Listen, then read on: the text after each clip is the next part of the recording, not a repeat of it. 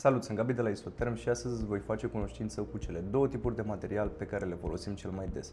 Spumă cu celulă deschisă, cât și spumă cu celulă închisă. Unul dintre ele este rigid și serios, iar celălalt este relaxat și moale. Hai să vedem ce ți se potrivește. Începem cu spuma cu celulă închisă, spuma puternică dintre cele două. De ce? Pentru că are o densitate între 3 și 6 kg pe metru pătrat și ne oferă o rigidizare foarte bună. Prin urmare, spuma cu celulă închisă ține totul sub control.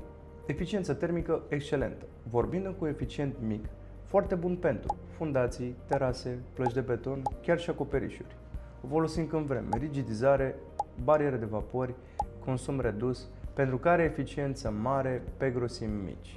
Dacă ea ar vorbi, ar spune mai bine puțin, dar puternic. Acum o să vorbim despre spuma cu celulă deschisă. Un aspect puffy, moale și prietenoasă. De ce? Pentru că ea are o densitate între 0,8 și 1,2 kg pe metru pătrat. Eficiență termică foarte bună, dar avem nevoie de grosimi mult mai mari.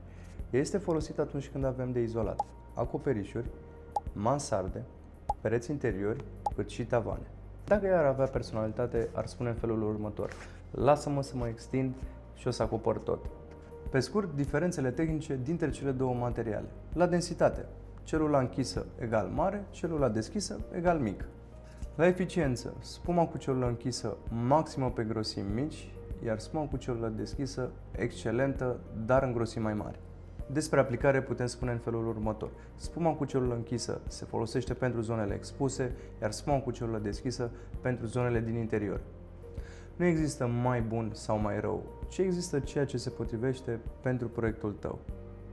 Dacă vrei să vezi ce îi se potrivește casei tale, bodyguardul rigid sau perna pufoasă, scrie-ne un mesaj, iar noi îți vom explica fără termeni complicați diferențele între cele două.